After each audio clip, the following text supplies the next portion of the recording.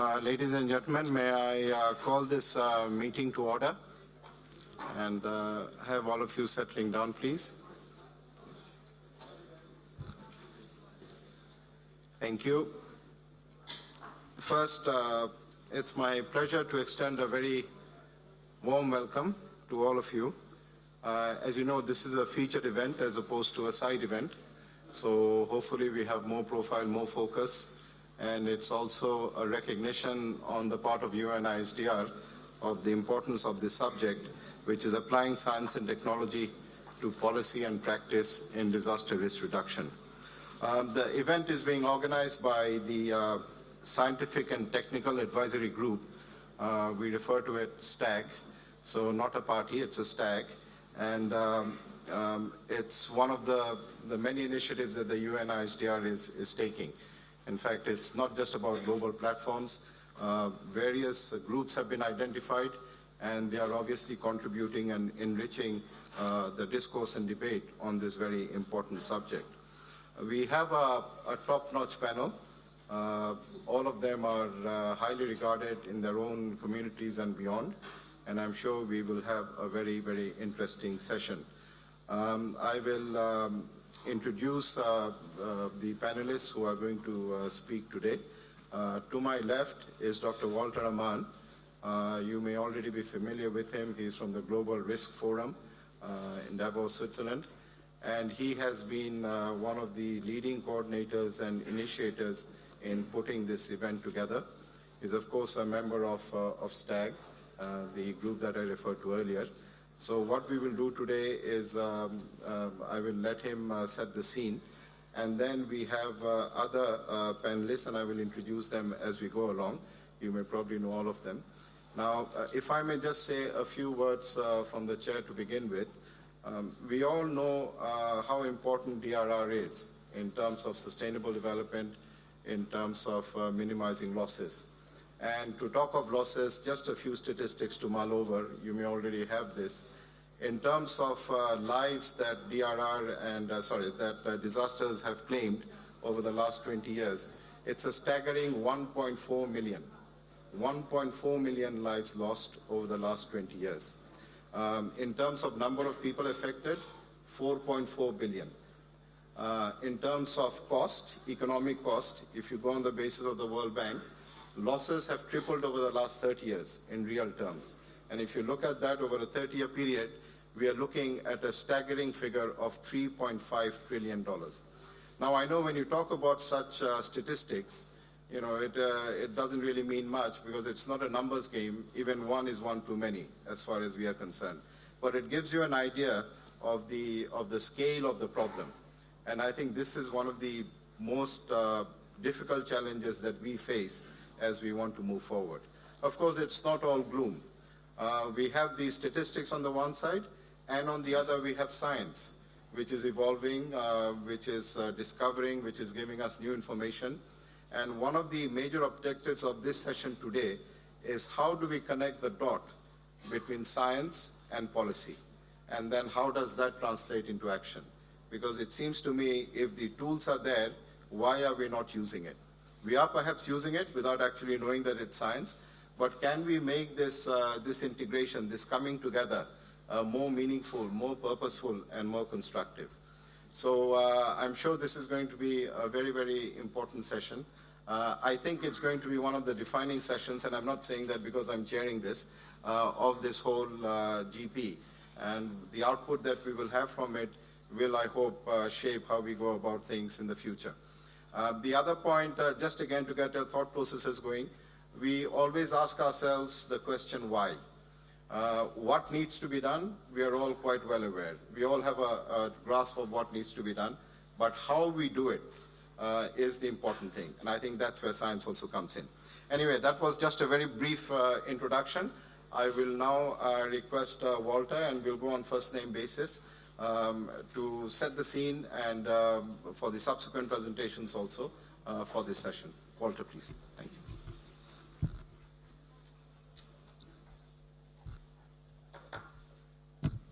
Thank you very much, Mr. Chair. Ladies and gentlemen, I would just like to briefly address a few issues where you can see where science can play a role, has played a role, and would like to briefly address, if it works. Yeah. Mm-hmm.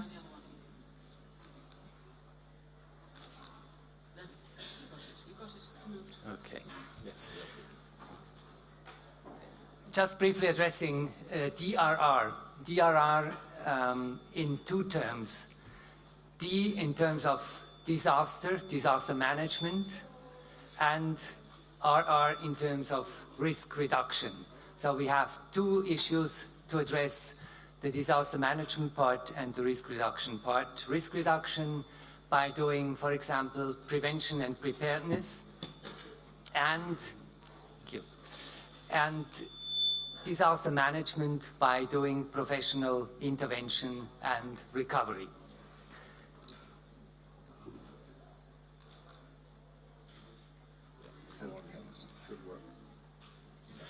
Just looking briefly to risk, we have different compounds which build up the risk. On the one side, the hazards and the processes. Science again can provide valuable input, and on the other side, on the other side, you have the values which are exposed to these risks, values with vulnerabilities, values with resiliency. Again, science can play a role and has played a role.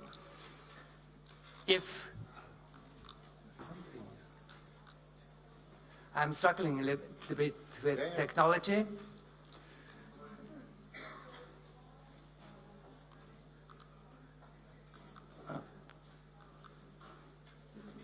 The green one?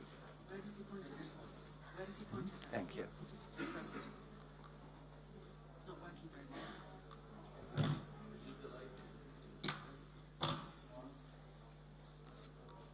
Okay. If the two sides clashes, the hazard and the process side clashes with the value side, or there is a potential clash, then we are talking about risk. If it materializes, then we are talking about the damages which we have to manage accordingly.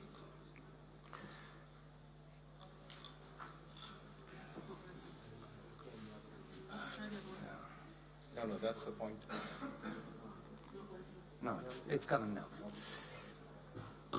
So now I think we have the technology side solved.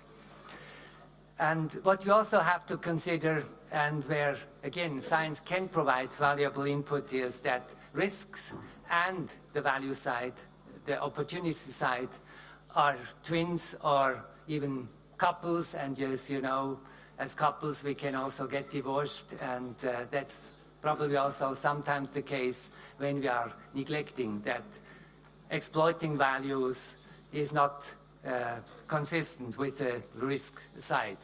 No development, so to speak, no development without risks to be taken. If you are talking about how to address these risks, we have to consider the question, how safe is safe enough? On the one side, trying to answer the question, what can happen in terms of hazard analysis, as one example, exposure analysis, and on the other side, the much more difficult one to answer, what is acceptable to happen? What do we allow in terms of risk level? What do we allow that can happen? And of course, we have to talk about measures. We need a paradigm shift. We need a paradigm shift addressing, in particular, in an ex-ante approach, the risk side, and of course, not forget about the disaster side, but we have to come away from the intervention recovery focus and to come to the prevention side. And again, I think science can provide valuable insight. We have to see that all these different risks play a role when we are talking about measures, about implementing measures. We are competing with available resources with other risks which have also to be addressed. So we have somehow, when I'm coming back to science, we have the opportunity to go over different bridges and to merge the science side with their different disciplines, be it natural sciences, social sciences, engineering sciences, to combine science with policy and practice in terms of bridging science to the practitioners, to the private sector, to media, and to society as a whole. You will see in the subsequent slides and presentations a lot of very valuable examples where science has provided valuable input in how to solve problems. My last slide, there was Konrad Lorenz, a Nobel Prize winner from Austria, 1973, who stated, "Said is not heard, heard is not understood, understood is not agreed, agreed is not applied, applied is not maintained." What I would like to say is that communication between the different stakeholders is key, and that the one-way information is not sufficient. And of course, as always in life, well done is better than well said. So I may give back to the chair. Thank you. And well done, Walter, for finishing within the 6-minute time that we had. I notice we have a lot of guests who are not able to take a seat. I do see a few seats empty. There are seats. Would you please raise your hand if the seat next to you is empty, so we can have everyone seated? Okay, there are a few also up in front. If you sit in front, I will not ask you to ask a question, so you're welcome to sit here. Let's move on. And as Walter has in a very helpful manner set the tone, we really want our presentations to be short, not more than 6 or 7 minutes, so that we have lots of time for questions at the end. And we also have 2 interventions from the floor, which are already recorded. Can I now move on and introduce Mr. David Johnston. He's the chair of the Science Committee of the Integrated Research on Disaster Risk, IRDR, and is also, of course, a very important member of STAG. So Walter talked about communication.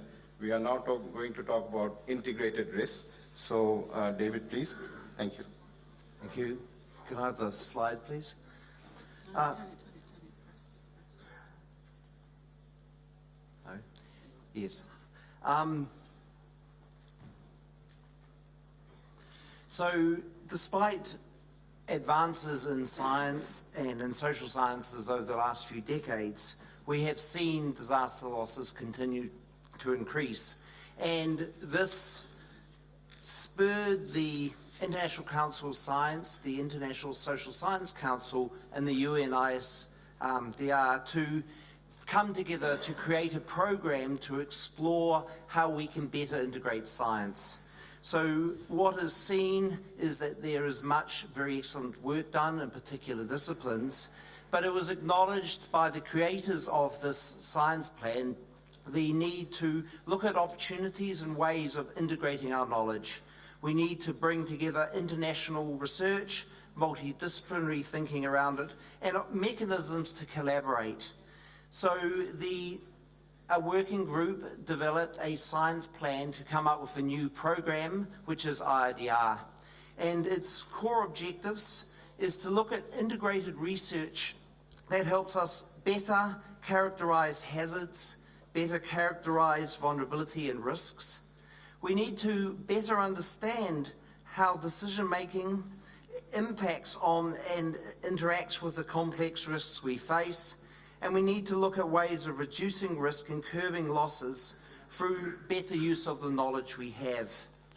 One of the key parts of this program was, and cross-cutting it, was also to build capacity around doing integrated research, and was to, through case studies and demonstration projects show that there is a new way we can bring knowledge together. We can bring knowledge from the physical sciences, the social sciences, from engineering and technology to get a really better understanding of what causes these losses and ways to curb them. And there are issues around how we access data, how we have systems in place to see how well we're doing. So these have led to the development of the objectives of the IRDR and some programs. And in very short order, I will just describe 4 of the programs, and I could speak for many minutes on each of these, but time doesn't allow. So one of our key initial projects was around a methodology for better understanding the root causes of disasters, the forensic investigations of disasters, or FOREN as is known. And a number of studies have been developed, but a lot of this was leading to a methodology for how to do this. How do we bring the knowledge together? A second program is called Risk Interpretation and Action, and that's really understanding how behavioral sciences, social sciences, and other political and cultural processes shape the way we make decisions about risk. From this work and many other scholars, it is well known that knowledge alone isn't the key to it, and the way in which we interpret risk, construct the knowledge of risk, shapes the actions and the decisions we have. So science needs to understand the processes that shape human behavior around risk decision making. A third project is around the assessment of integrated risk on disasters. And this is really bringing together our knowledge about integrated disaster risk. Do we know what the state of knowledge is around this bringing together of different disciplines? And are we filling the gaps of our knowledge by the right research investments? Or do we just simply don't know what we don't know? And the fourth project in the current set of projects under this program is around disaster loss data, disaster losses and the data that goes with it. So there are many databases and many ways we record disaster losses, but they often differ in the way we describe the data, the way in which it's interpreted, and the way it is entered. Many of the data sets we have, we cannot compare across countries and across different perils. So this project aims to look at ways of both how to integrate and some mechanisms for that integration. Just a case study of an example of some of the work. There's been a very detailed projects and set of projects out of Japan which has really studied this complex disaster we had. It is bringing together knowledge about earthquakes, about tsunamis, about technological hazards, and the interface between society and all of those. So there is a very large set of projects coming out of Japan really bringing this together. And it is also looking at the role of risk interpretation and how we respond. How do the various players in our society come together? Another key part of the IRDR program is really to develop a community of practice around integrated research. So it has been done in 2 ways. A number of national committees have been developed from the science agencies within these countries to bring together and to promote interdisciplinary research within the national framework of their research investment. So there are 8 countries to date and many others looking at setting up IRDR committees to help integrate research from their national academies and their other funded research bodies within country. And also the aim of the IRDR is to promote collaboration across these groups to help different science academies and funding bodies work together to understand good ways to implement the call to doing integrated research and how to do it, how to promote it, and how to collaborate across countries. And the third set of activities beyond the programs and national committees are a number of centres of excellence. So there are 3 that have been created, and these are to try and bring together the effort within country and to promote some themes about integrated research, the first being in Taipei, and 2 new centres developed, one in the US looking at vulnerability and resilient matrix, and a new one in New Zealand looking at community-based resilience. And all of this is designed to bring together and help promote the idea of integrated research, bringing together disciplines to better understand how we can use science to reduce losses. Thank you. Thank you, David. Thank you very much. So from integrated research, we now move on to Dr. Sutopo Nugroho. He is the head of Data, Information and Public Relations, the National Agency for Disaster Management of Indonesia. And as we know, Indonesia, of course, is a country which has been in the forefront on taking action with regard to building resilience. Please. Thank you. 6 minutes. Yes, thank you. Good afternoon, and thank you for your time that has been given to me. Today, I would like to describe how Indonesia is using science and technology to inform disaster risk reduction effort with some particular example, showing how we are reducing tsunami risk. In Indonesia, by the Act number 24, 2007 about disaster management was mandated based on science and technology. So our goal as the Indonesia Disaster Management Agency is to save lives by being better prepared for disaster.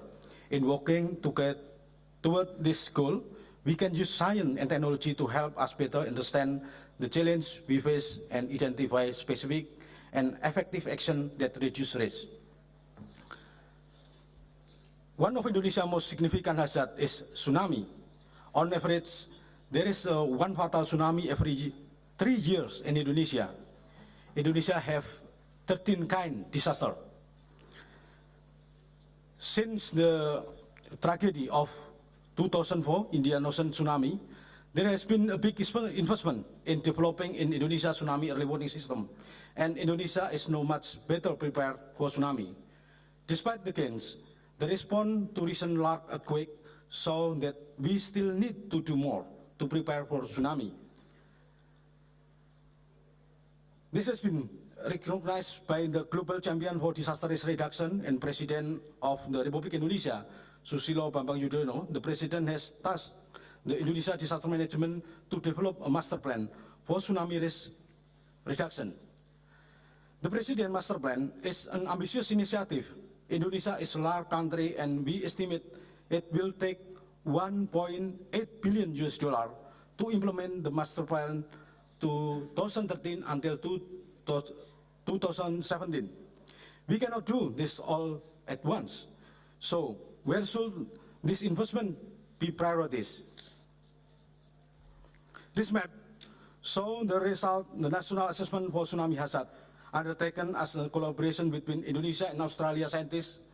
It represents the state of the art scientific knowledge on tsunami hazard in Indonesia. Area in red may expect tsunami larger than 5 meters to occur at least once, if not more often, every 500 years. This science allows us to identify large and vulnerable coastal population to be priorities for implementing the master plan. To save life, we then need to engage community, government, and local level. The Indonesia Disaster Management Agency partnership with USAID, World Bank, DRR, developing initiative for generating realistic impact scenario for disaster planning. Initiative provide a simple method for disaster manager to understand potential impact for disaster by combining hazard assessment based on the best available science with exposure data collected at the local level through community mapping initiatives such as OpenStreetMap. Initiative translate this information into a series of questions to trigger specific disaster management action. Please, in animation. This example is from the Mentawai Island in West Sumatra. Building footprint have been digitized using OpenStreetMap. Disaster management can then overlay the result of high-resolution tsunami inundation modeling and calculate the number of buildings impacted for particular scenario. We also calculate how many people will be displaced and it will take to feed and shelter them. Based on this information, we then pose a series of questions such as how will we reach the affected population? Which building will be used to evacuation shelter? Do we have enough stock and meet the minimum need to displace population?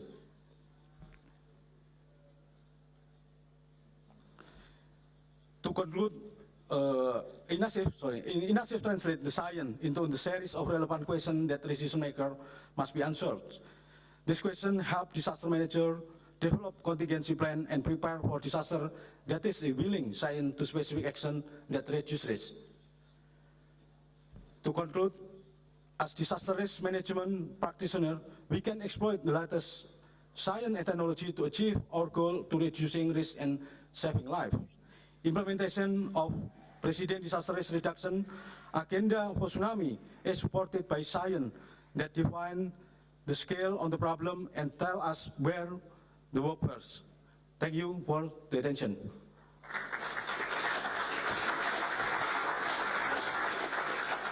And thank you, Mr. Nugroho, for bringing the Indonesian perspective into this discussion. I now move on. I will invite Professor Virginia Murray. She is the head of extreme events and health protection, which is part of Public Health England in the UK. And she's, of course, a very active member. In fact, all the members are active of STAG. Virginia, please, 7 minutes. Thank you. Thank you very much, Saber. Can I have my slides, please? That'd be great. I have been given the luxury of sharing with you a few highlights of the massive amount of science that has been published since 2011, when we had the last global platform. It has been a time when so many scientists have come together to develop huge pieces of work. So I'm just choosing a few nuggets.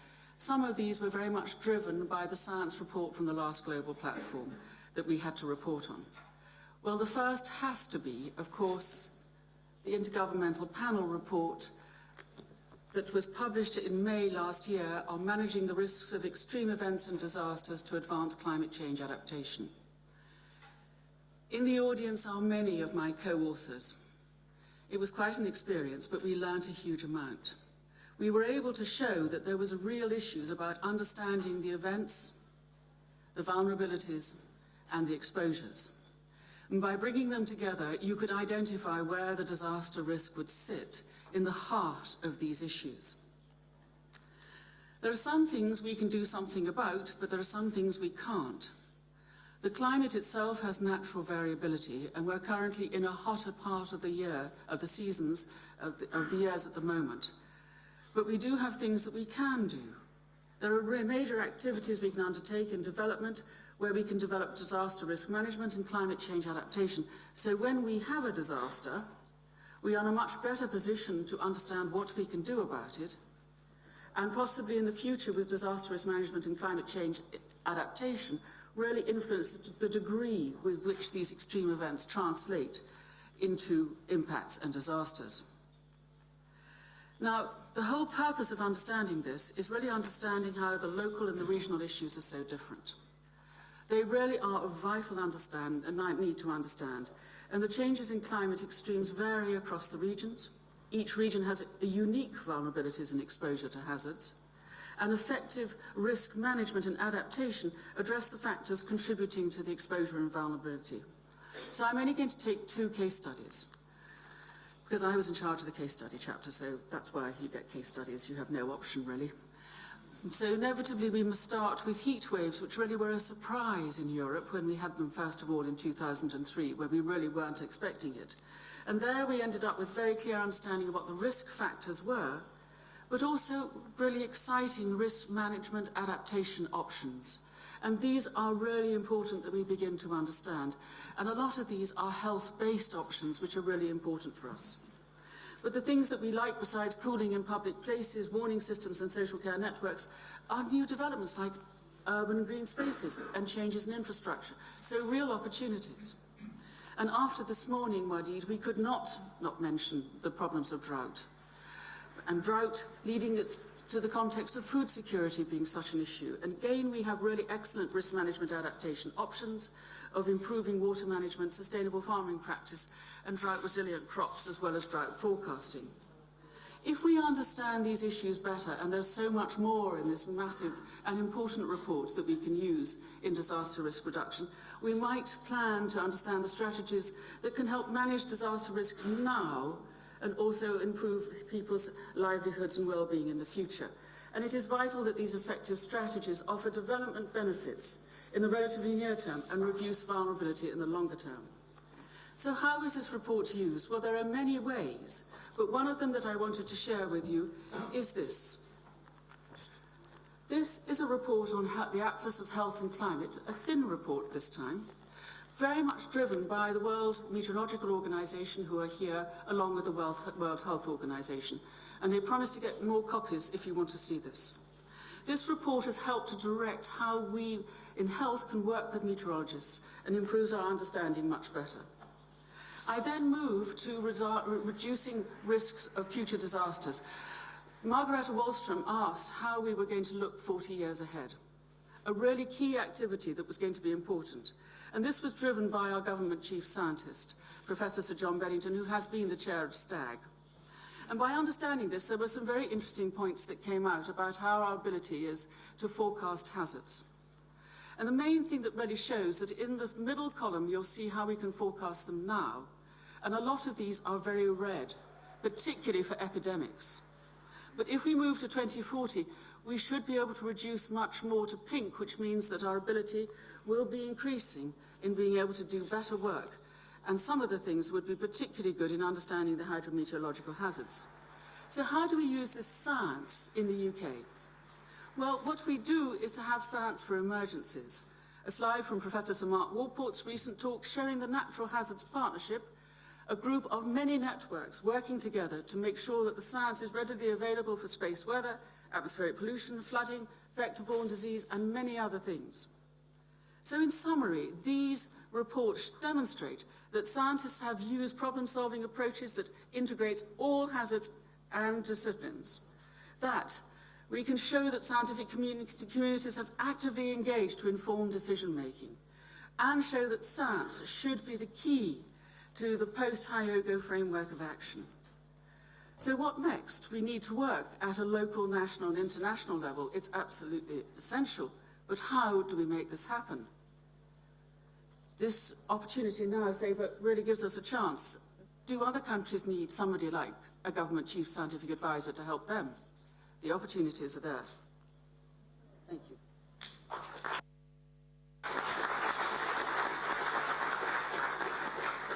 Thank you, and the opportunities are certainly there, but we have to see it and connect the dots, as I mentioned earlier.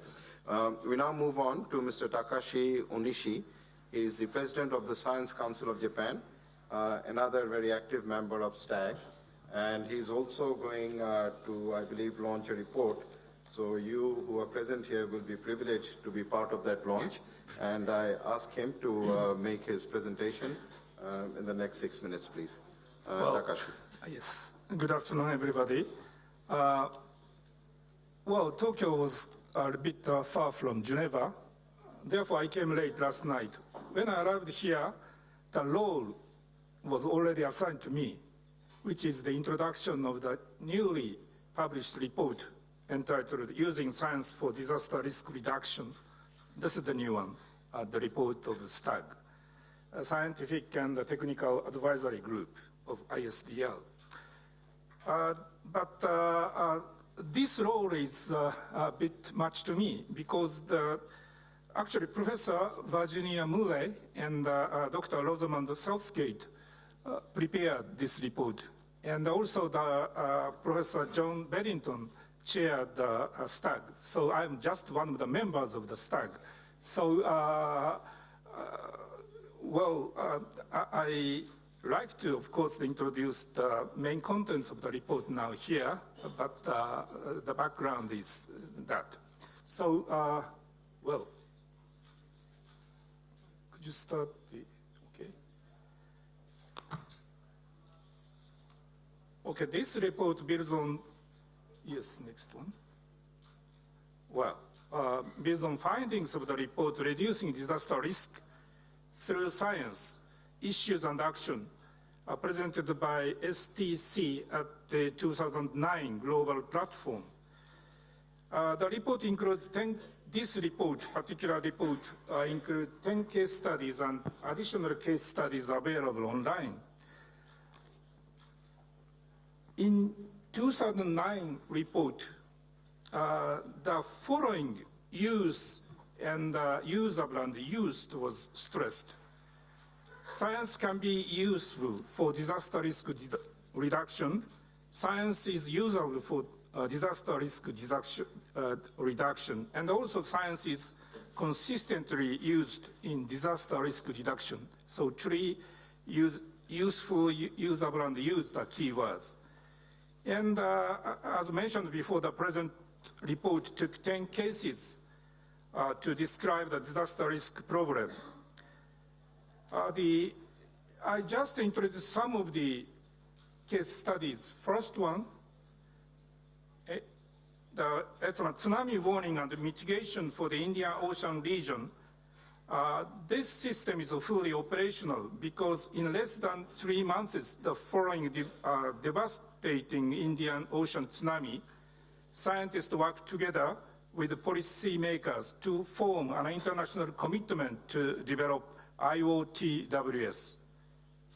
And next one is another example of the case studies, an earthquake early warning for Japanese bullet trains was developed after Niigata earthquake 2004 using the difference of diffusion velocity between primary wave and the secondary wave, which causes large damage.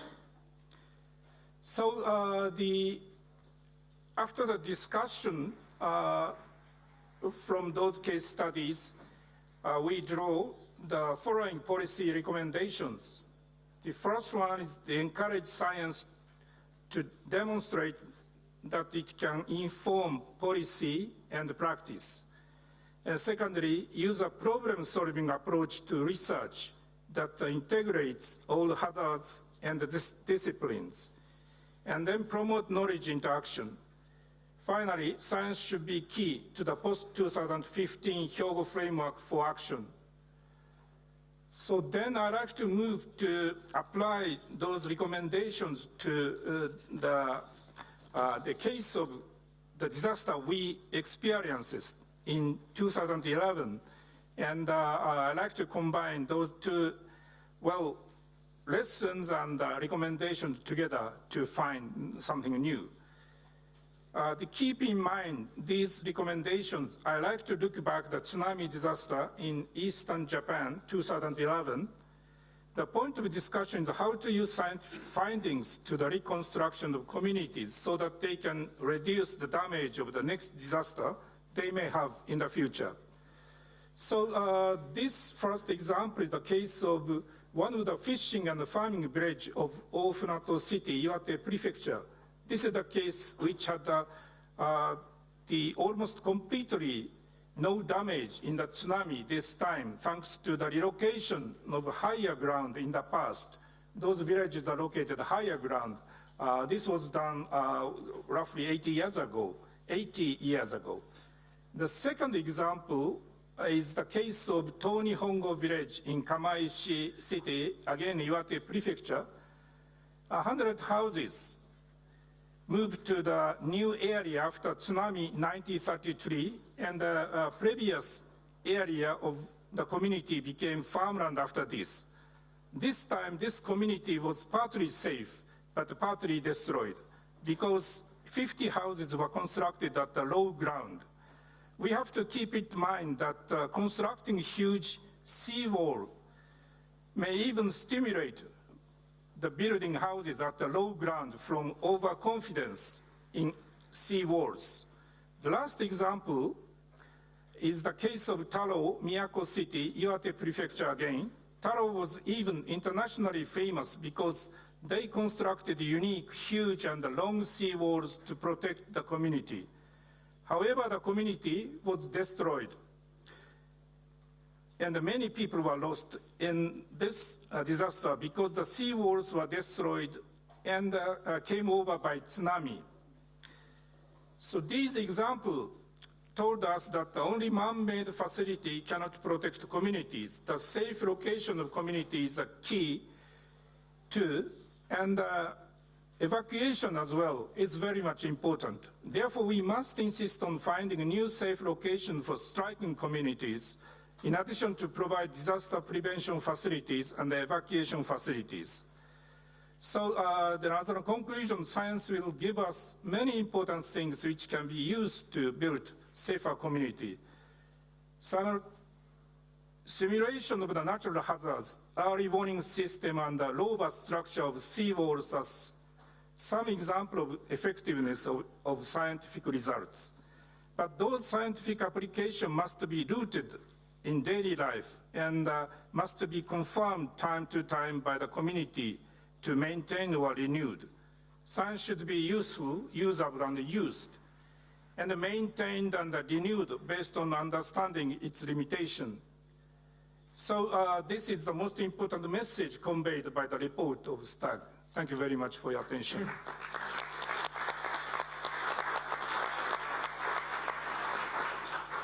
Thank you very much, Takashi. And I believe copies of the report are being circulated. They are available, so it's hot off the press. Please get yourself a copy. Very worthwhile to go through. Okay, we now move on to a different phase in this program. We, in fact, have a video message. This is from Her Royal Highness, Princess Sumaya bint El Hassan. She's President of the Royal Scientific Society of Jordan. And she's going to speak a few words on challenges for applying science and scientific knowledge to policy making and practice for disaster risk reduction. After this short video, and I don't have to intervene to keep time because I've seen it, it's only for 6.5 minutes. We will then go on to the 2 interventions and then open the floor for an interactive session. Can we have the video, please? Thank you.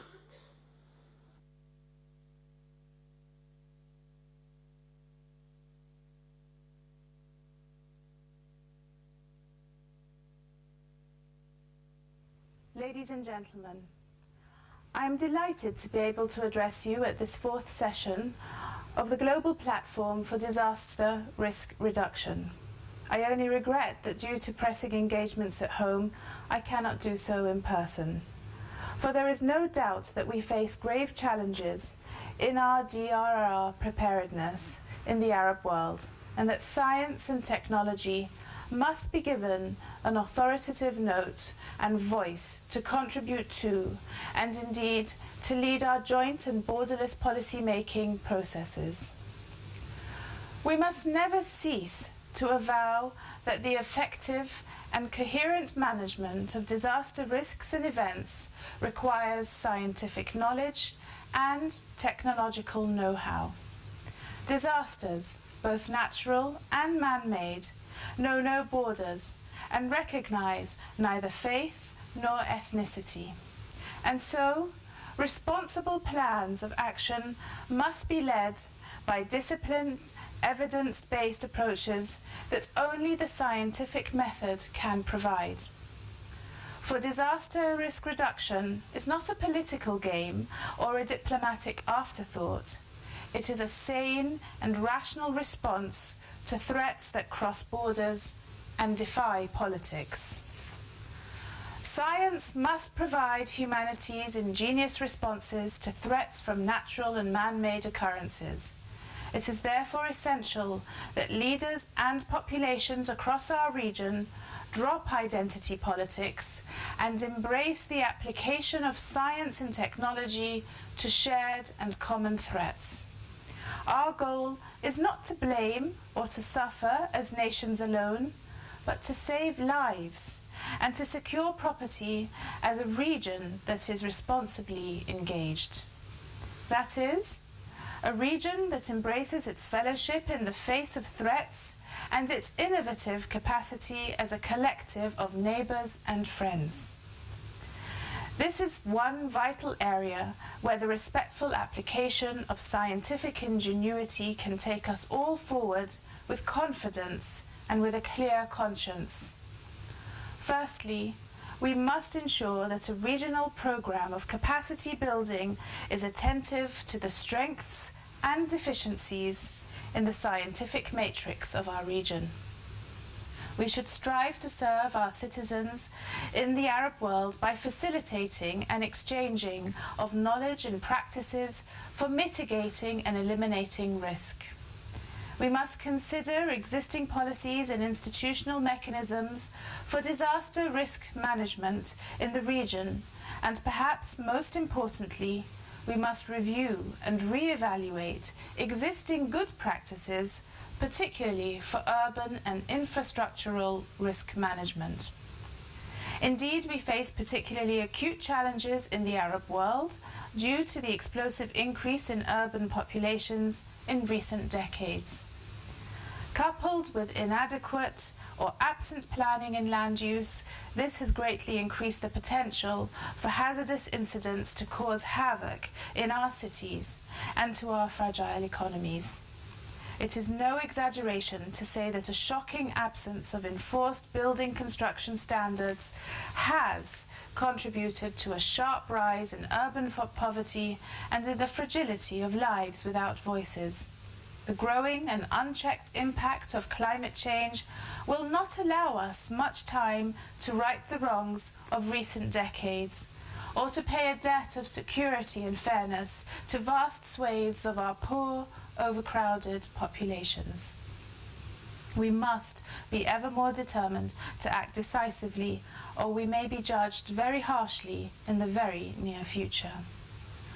Ladies and gentlemen, DRR planning must be undertaken in a comprehensive manner that engages all stakeholders, including government agencies, private sector, civil society groups, and local communities.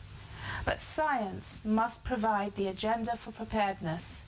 That must include the development of comprehensive, scientifically led urban development plans as part of national and regional strategies that incorporate climate change adaptation, informed and unselfish urban planning, and enforcement of adequate and innovative construction codes. We must enable science to warn us and to equip us with the data and modelled responses that we need.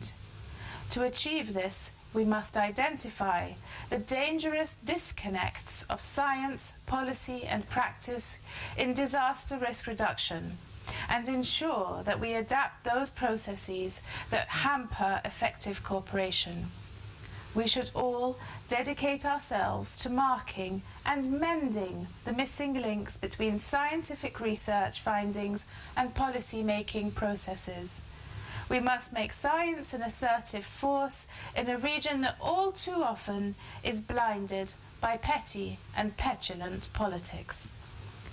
Ladies and gentlemen, I would like to thank the chair of the session for allowing me to send this video message, the panelists for your input and insights, and you, the audience, for your continued commitment to our safety in our regional community.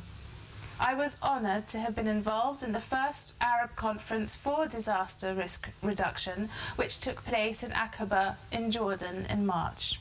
That landmark meeting provided the venue for the first regional consultation on the post-2015 framework for DRR, HFA2.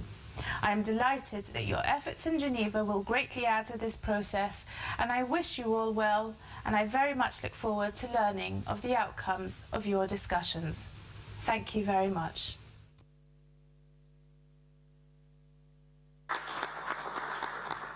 We thank Her Royal Highness. That was certainly a very eloquent call for applying science and scientific knowledge to policy making and practice in the field of DRR.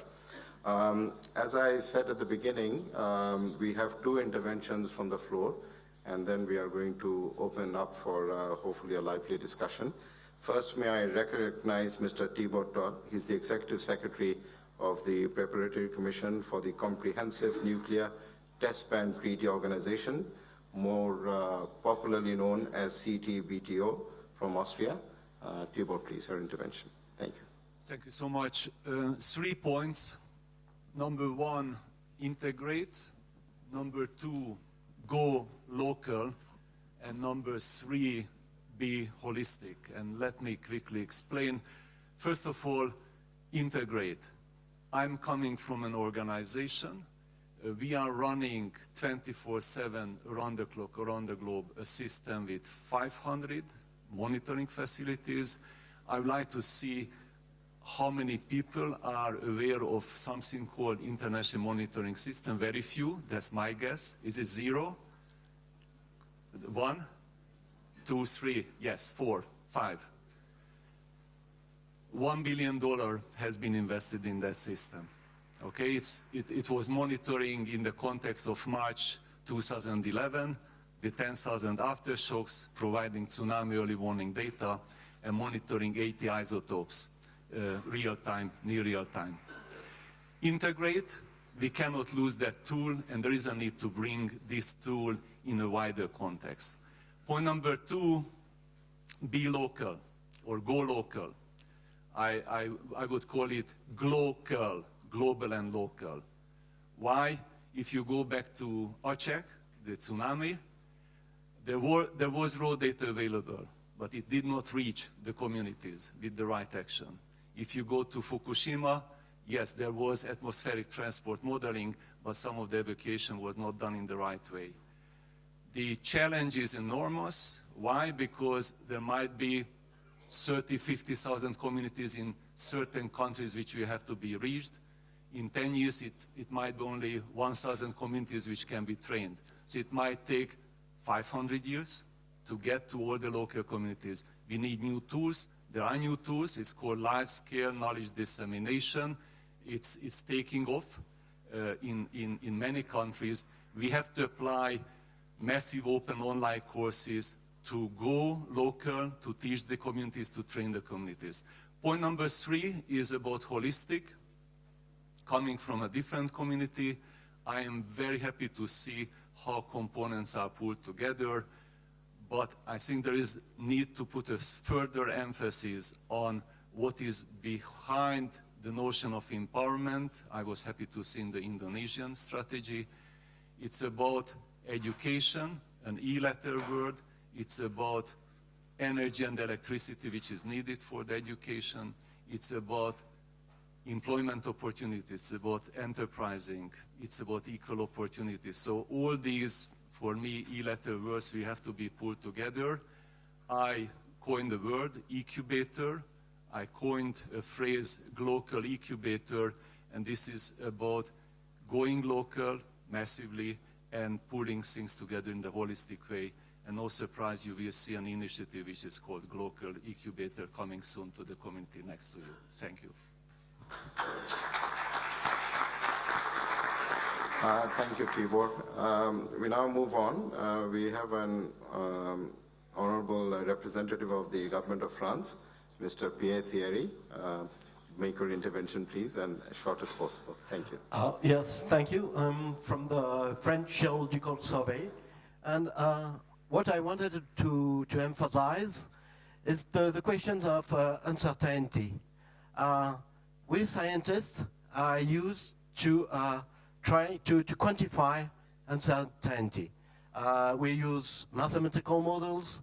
We use dialectic methods like elicitation, and we have quite a good perception of the level of accuracy of our work.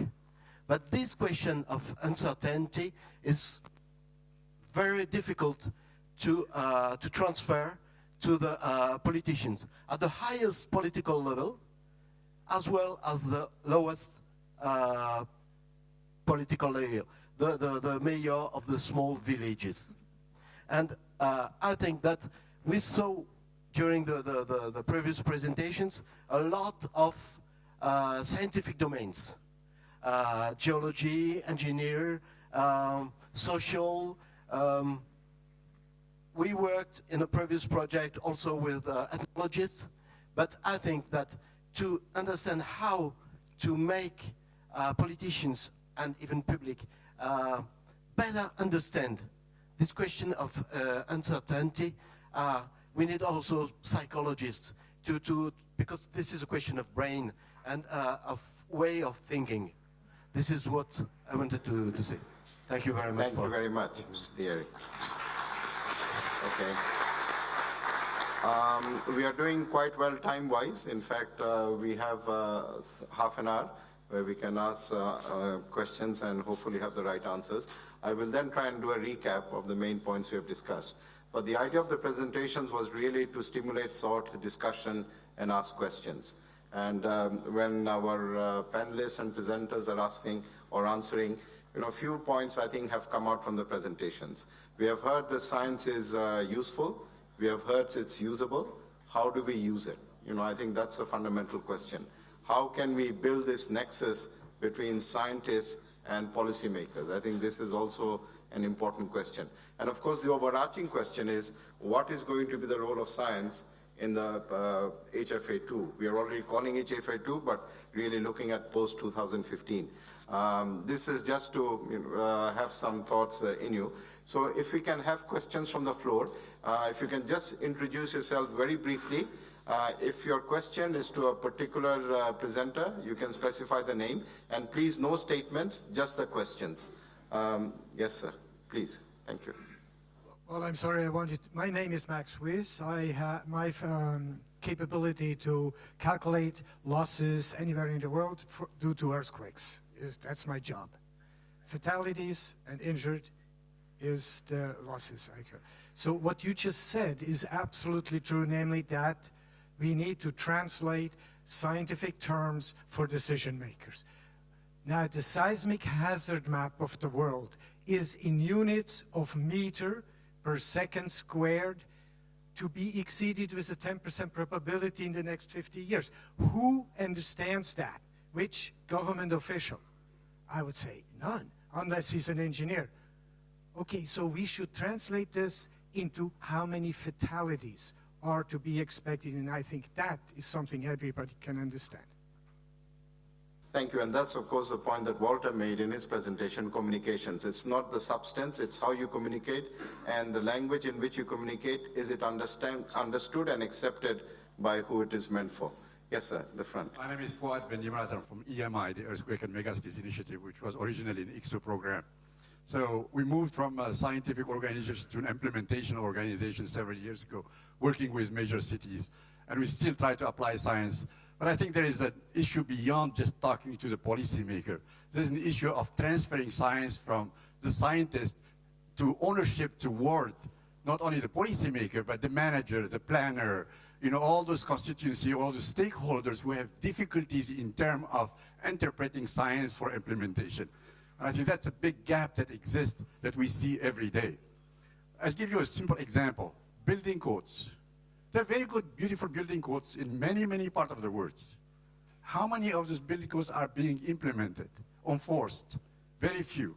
Because there is a gap between those who are developing the building codes, who are very good scientists, to those who are implementing building codes, who are public, building officials, middle managers or upper level managers in cities, in government agencies who do not understand the provisions of the building code. Similarly for other sectors, health, transport, and other aspects of it.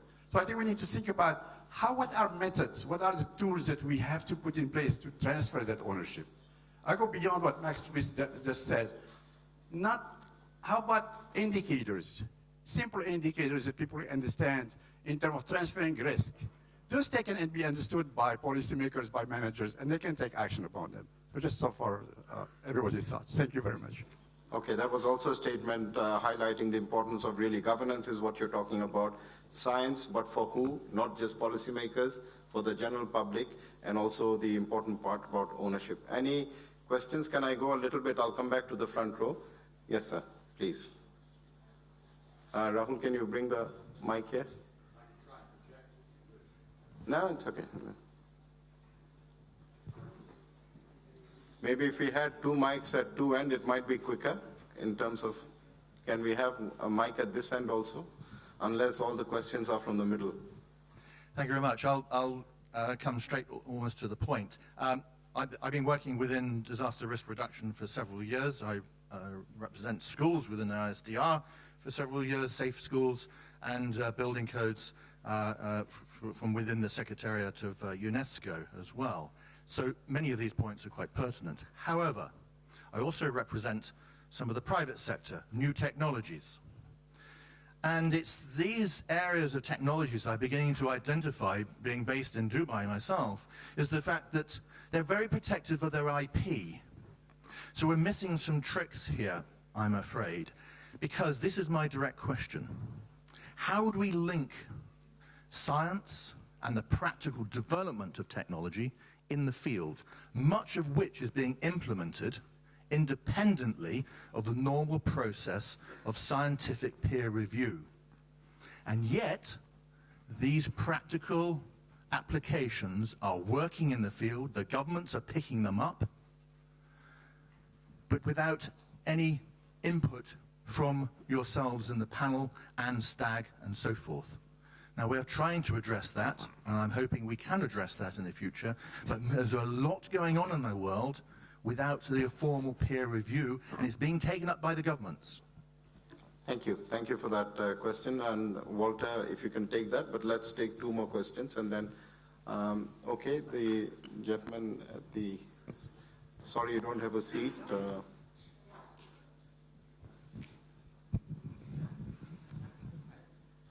Okay, and then there was another gentleman behind him. Then you can pass the mic to just behind there. Raise your hand, please. Yes.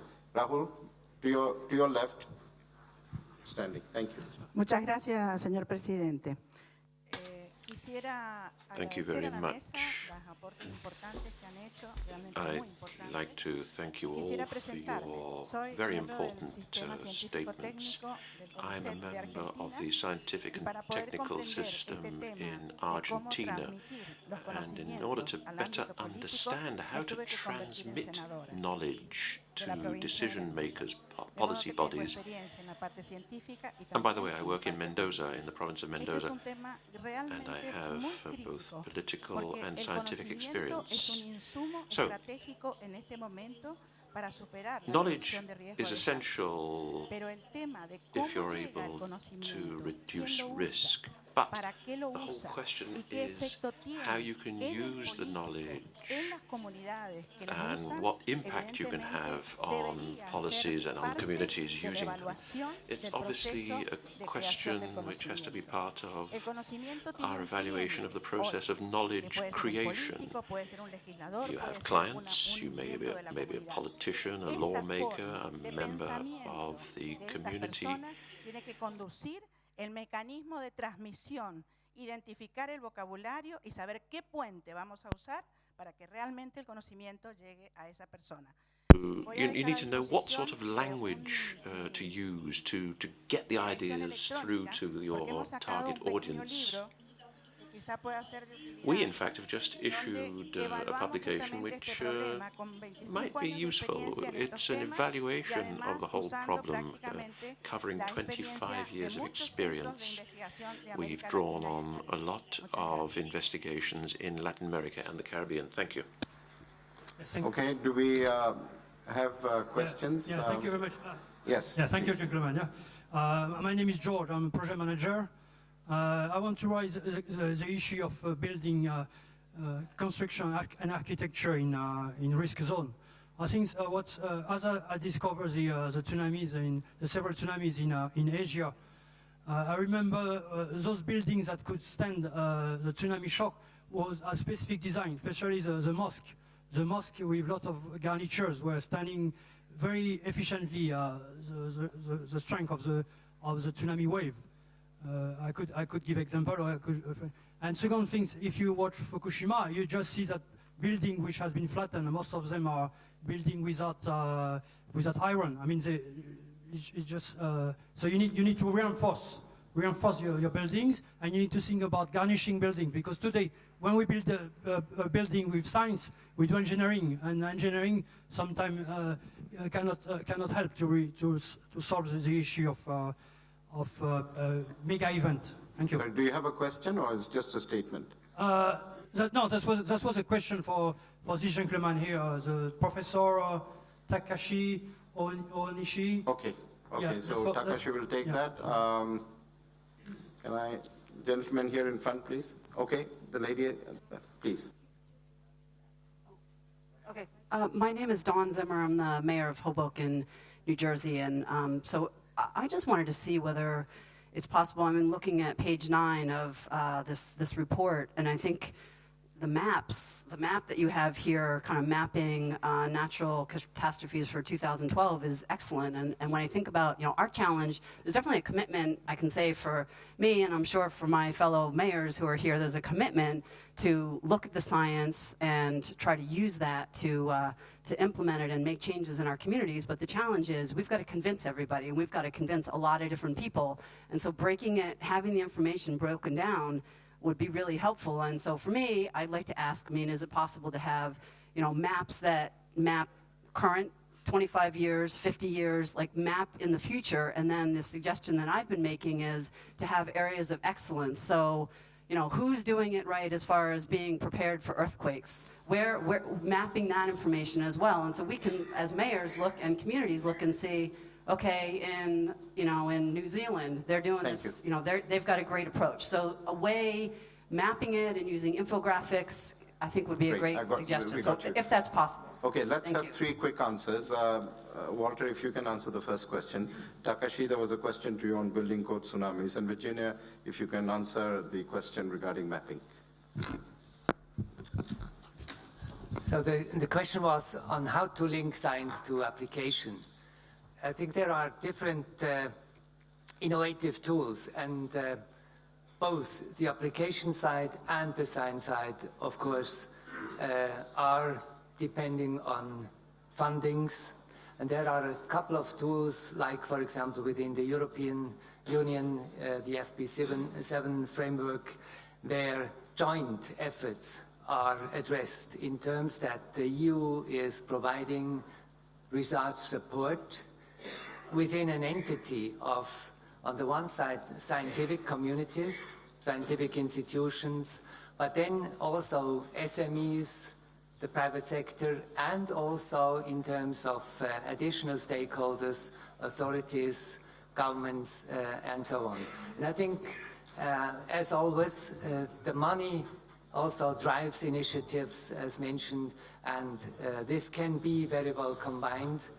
And it can be an excellent link to have science coupled with the application. There are other possibilities and existing models where federal governments pay the same amount as a private company is investing in research, so they can merge the efforts and double the amount of resources. And again, the main advantage, I think, is that you, from the very beginning, you have the application coupled directly to science. Thank you. Thank you, Walter. Takashi, would you like to take the question there, and then we'll come to Virginia. And then we will have 2 more rounds, hopefully, of 3 questions each. So I will come back to you. Let's have quick answers first. Yes, Actually, many people were killed even in the reinforced concrete buildings in tsunami-affected area in East Japan. So therefore, the important to avoid the damage from the tsunami was the location of the building, not the strength of the building. But of course, the building code is very much important to the turbulence of earthquake itself. The Japanese government announced the prediction of the damage of the next tsunami, which may happen in the Western Japan. So it killed maybe 320,000 people. That much more than the damage we had at this time, tsunami. So therefore, based upon that prediction, many people will be killed by the collapse of the buildings and also the tsunami. So building code must be strengthened for against the turbulence of earthquake. But also we have to take care of the location of the buildings themselves. The major buildings should be located not lower ground but the higher ground, That's another aspect of the buildings, which is not included in the building code itself. That's a kind of city planning issue. Thank you. And Virginia, please. Thank you very much. Dawn, what a great question you've asked. You're a quick read. If you filtered this report so fast, I'm delighted. Thank you very much, because we think there's a lot in this report that will help. I'm glad you like the maps. I think maps are absolutely key to try and explain location and where things are. You'll see that in one of the case studies we talk about vulnerability, again using mapping, and there are many other mapping techniques in here. But perhaps I should talk about why we do these case studies to try and answer your problem. You have a problem. You want mapping details of how you deal with things. So that's a problem. Our job is then to bring you the science. And if you look at the case studies, you'll see they're written to look at the science. But then we want you to use it. So that's in these case studies, the application to policy and practice. And then we want to know, did it make a difference? Because part of this problem is that we'll do the work, but we're really worried that you as the mayors may not be using it. So there's a real need to do this. So IRDR have just agreed that they will do a mapping case study for you to try and explain how we can do the mapping and try and show you what resources exist. But the best resource is knowing what your problems are locally. And that's what we in science really would like to work on with you, I'm sure. Many of your colleagues would be interested in working with you locally. Thank you for your question, Dawn. Thank you. And if you just think about the question and the answer, what we are then really looking at is bottom-up, demand-driven science. So science that policymakers, mayors, elected officials can use. So the disconnect that we have in terms of scientists doing their own research and then realizing later on that it doesn't have much relevance or value. So that's where we need to connect. So it's bottom-up, demand-driven. We'll take 3 more questions. There was a lady at the back, then we'll come to the gentleman in front. And to balance it, the one standing right at the back. I'll come to you in a minute. Please, can we have the mic here? Where's the mic, please? Oh, okay, yes. Madam, please. Merci. Fatoum Lakdari, membre de la Thank you. Fatoum Lakdari from Algeria. I'm the director of a research center into arid regions in our country. 2 points which are connected. Scientists are still working worldwide, looking at risks and risk-related issues, or even isolated issues. But the question is, for us, how can we make sure that knowledge gets through to the users, the decision-makers, particularly those deciding things in the field at the grassroots level? And that's one of the first problems. Do you need to establish the appropriate channels to link the scientists to the policymakers and those working in the field? How do you create them? What sort of status will they have? How would they operate? These are issues we face on a daily basis as scientists in Algeria. And the second question, especially when you're looking at major risks, where you're looking at saving lives, property, and the environment, it seems to me that research, first of all, needs to be development-based. It needs to be applied research.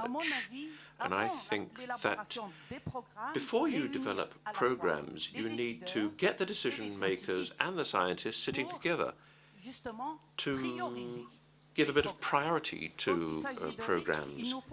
When you're looking at risk, you need to prioritize. Looking at the level of urgency, you identify what's an emergency in the context of earthquakes, desertification, or other disasters, the higher level of disaster. The question of climate change, which may have all sorts of interrelated risks built into it.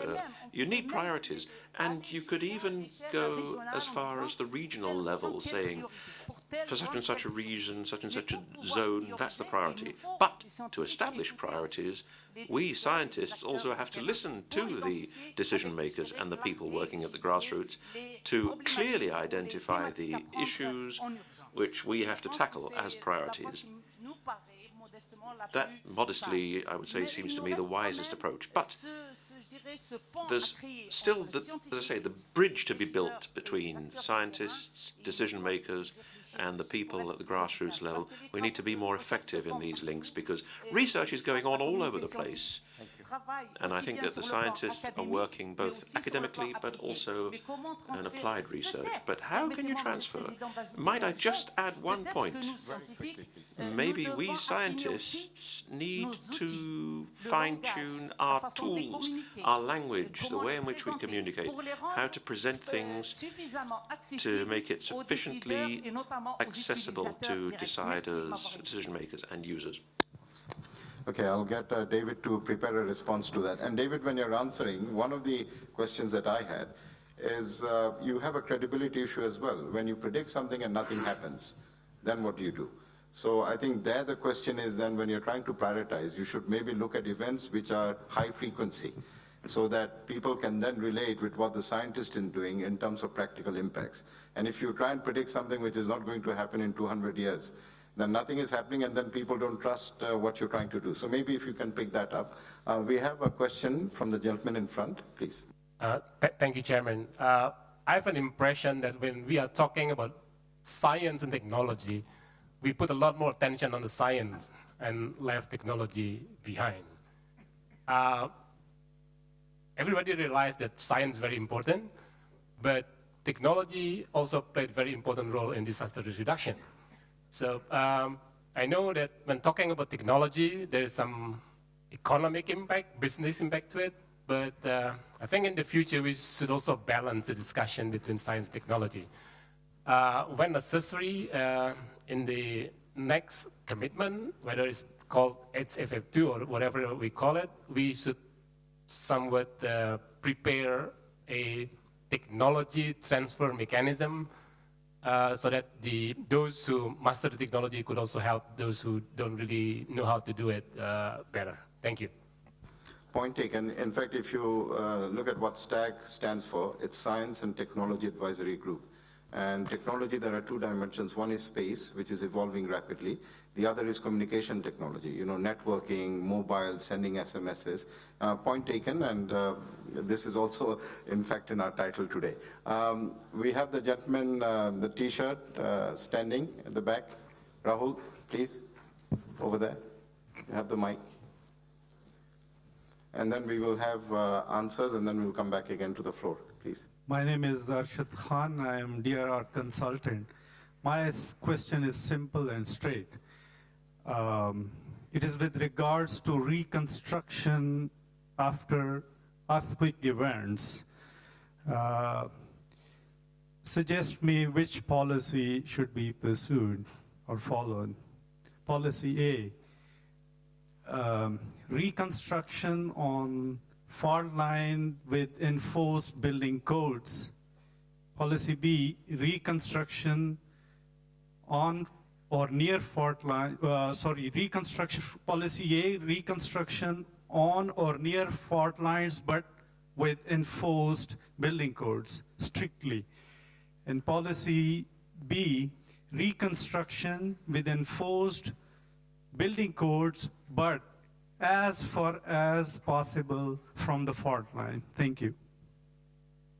Can we quickly have responses, David? And then I'll draw upon our Indonesian expertise here to respond to the reconstruction and the codes.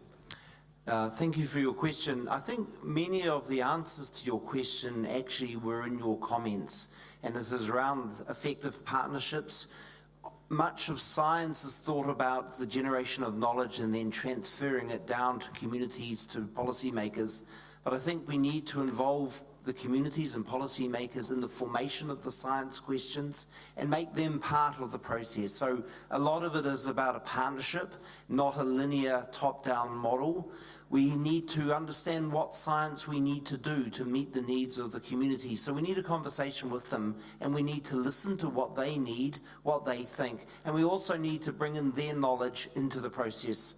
So there's recently a lot of innovative work around such things as citizen science, involving the community, informing the questions that need the answers, getting them involved in the policy setting agendas that drive some of the questions we ask, as well as the traditional knowledge-based generation that the sciences has served us well. But I think we need more than that, and I think you answered many of the question with some of your statements. So I would encourage us to think about new ways of doing this and involving the stakeholders in the formation of what we look at and the way we look at it from the beginning. Tupo, please. Okay, thank you. We in Indonesia have regulation in post-disaster, especially in settlement, must be done with building code. So all settlement you build, we start by design in building code. And I will to share for you, I have many experience in Indonesia because we have more for 400 ethnic. So we have implemented in science and technology not have same regulation. Sometimes, especially in early warning system in tsunami and landslide, already implemented. That's new technology. Sometimes adapt from Japan, adapt from Germany technology. While 3 months after install, that's all vandalism. As you know, Indonesia tsunami warning system in tsunami, Bui tsunami, that's do by many countries to in Indian Ocean, but not done well, because local communities sometimes not accepted that technology. So in disaster management in Indonesia, the first activity, we must quest for local community what they want about disaster management. So we don't know the regulation, and so I think the science technology we must combine about local community, indigenous knowledge, sometimes more effective. Thank you. Thank you. I want to push this to the limit in terms of time, so I have time for 2 more quick questions. There's a gentleman in front, and my vision is not that bad, so if someone raises their hand at the back, which I see someone is, I will recognize you. Yes, the lady right at the back, please. Okay, the gentleman here, and then we will go there. Very short questions, yes, please, or statement. Boris Engelson, I am a local freelancer, and I came late to my great regrets. I still cannot understand how you can use the same science or even the same set of science to forecasting the fall of a comet, managing the radioactive decay, building better dams, and confronting the possible revival of dinosaurs. We all agree that, of course, these are not exactly the same science, but I am not even sure that there is a conceptual framework to bind this science together beyond the just slogans of community resilience and passing best practice and passing over of information. Thank you. And the lady at the back, please, if you raise your hand, we'll make sure the mic gets to you. Thank you. And Walter, if you can take that question, because it's the easiest question, so I think you should take it. Thanks. My name is Natalia Garcia. I work for the United Nations Office for Project Services, and before I was designing motorways. And my question is, how do we raise awareness among the engineers? Because 3 years ago, I never thought about climate change. I never thought that I had a responsibility in changing the design of the motorways I was doing to take into account the drought or flooding or whatever besides what was included in the standards. And I really think that the standards and codes need to be modified so that engineers in the field can really apply what they're requesting and to be really prepared for the future. Thanks. Thank you, David. And then Virginia, a few very quick responses. So I tried to answer the question about the dinosaurs. It might be a little bit easier, as one of my passions is, in fact, if I have time, the flying dinosaurs. I think we are talking about many different disciplines. Science is composed of natural sciences, engineering sciences, medical sciences, financial sciences, whatever you want to address. And there I think science is able to provide answers, user-driven, demand-driven answers to any kind of problem. It certainly takes sometimes more than just a few months or a few years, as we know all from our past experience. But science has made big progresses in the past. And when we are talking about DRR, I think that the linking term within our community is a risk-based approach. A risk-based approach, which means that we are trying to address the hazards and link them to vulnerabilities, to resiliences, and to be able then also to monetize risks and being able to allocate the necessary measures in terms that we are sure that the investments we are doing into DRR are also not only efficient, cost efficient, but also dedicated to the right priorities which have been addressed before. So risk analysis, risk assessment, I think combines all our different disciplines. Thank you. Virginia, please, very briefly. Very briefly, Natalie, what a lovely question. Thank you. To raise awareness about climate change for transport is obviously key. In the UK, we've had the Climate Change Act, which was passed in 2008. We had our UK Climate Change Risk Assessment, which included a special assessment on transport risks in 2012. 2013 sees the launch of the National Adaptation Programme, which will include how infrastructure should be built, including transport mechanisms. Solutions really rest often with the governments in using things like the Intergovernmental Panel on Climate Change reports. These reports are prepared to make sure that people can access the data easily and that the governments are part of it. Please encourage them to use things like the reports from the Intergovernmental Panel on Climate Change. Thank you. Thank you. We have just 2 or 3 minutes left. And if I can just wrap up, because as I was speaking, and I was also trying to listen to the various points, because I also have to make a summary of this event. So I've jotted down 3 points, and I'll just read them out, just for your information. And this is not exactly how it's going to go in. But the first point I've got down is greater recognition and use of science and technology in DRR to inform policy and enable action. I think that's really, the policy is one aspect, then from the policy you want to go to the ground. So you need action. So one is to inform policy and enable action.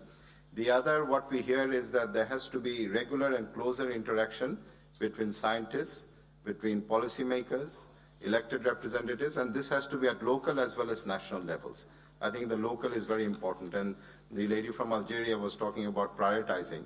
I think we can't put everything down, but once you have this nexus, once you have this connection and this dialogue, because these are 2 communities that are, I'm not saying they're not speaking to each other at all, but they should be speaking more. There is a lot of science which is being used, but a lot more could be used. And it has to be bottom-up, demand-driven, rather than scientists coming up with their own conclusions. And the other general point, if you're trying to see how we position science in HFA2, I think that is really the critical question, because science has been there, but more, I think, in the periphery. It hasn't come into mainstream. And what we look at in the post-2015 architecture is probably how we can bring science into the mainstream as far as the DRR discourse is concerned. And then, that would be captured by something like use scientific and technical knowledge and education. Education is very important to promote safety and resilience at all levels. That is ultimately the objective. How can we enhance preparedness? How can we build resilience? And through that, how can we ensure safety and welfare of the citizens? I think that more or less covers the session. As I said, I think this has been a very interesting session. I think we are now much more focused in terms of the role and position of science. And what we have heard today and what we have heard from our presentations will hopefully be reflected in the chair's summary and then into the 2015, post-2015 architecture. May I now request you for a round of applause.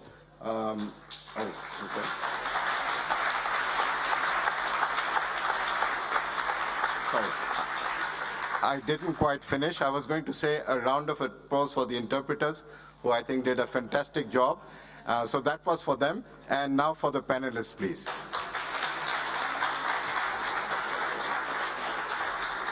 Thank you, and on behalf of the STAC Committee of UNISDR, thank you for joining us. I know you had a choice, as the airlines say, and you chose us, for which we are very grateful. Have a very good evening.